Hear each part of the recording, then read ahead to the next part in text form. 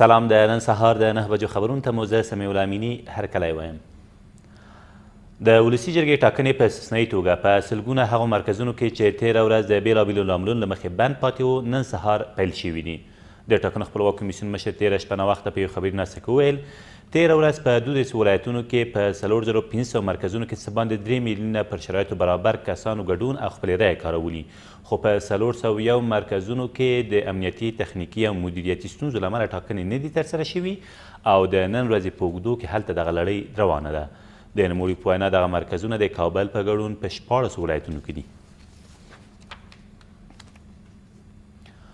د ټاکنو په لومړۍ ورځ د یو ځانمرګي برید په ګډون په بېلابېلو پیښو کې 22 ولسي وګړي وژل شوي او څه باندې 100 نور ټپیان دي.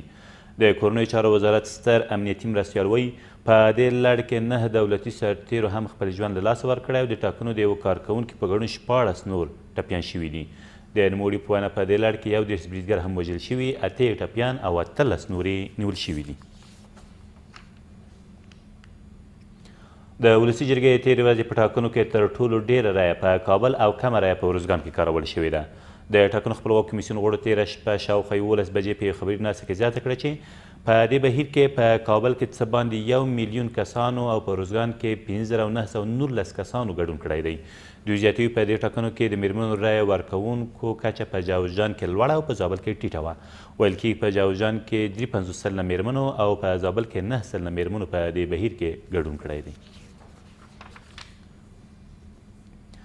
د پکتیا د ځاځي اریوب او میرزکي ولسوالیو امنیه قمندانان په ټاکنو بهیر کې د وظیفوي غفلت له امله تېره ورځ له دندو ګوښه شول.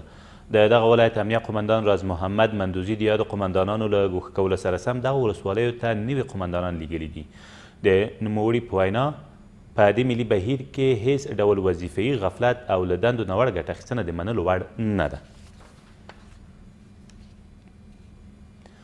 افغان حکومت وایي ټولو ټاکنیزو شکایتونو ته به په جدي ډول رسېدنه وشي. د ولسمشري مړی ویان هارون چخانسوري وایي د ټاکنو د روڼتیا لپاره به نن هم د رای ورکړې په ځینو مرکزونو کې د ټاکنو پروسه دوام وکړي. امنیتي مسؤلین هم ټینګار کوي چې د رای ورکوونکو د امنیت خوندیینې لپاره پوره چمتووالی لري. او ولسمشر غني د تېر ورځې د ټاکنو د امنیت خوندیینې له امله د افغان ځواکونو هلې ځلې وستایلې. ښاغلي غني تېره ورځ د ملي امنیت ریاست په سوق او اداري مرکز کې په هیواد کې د ټاکنو د عمومي امنیتي وضعیت له ارزولو وروسته د امنیت د ټینګښت، پراختیا او وړتیا لوړولو په برخو کې د ملي امنیت له لوی ریاست څخه مننه وکړه.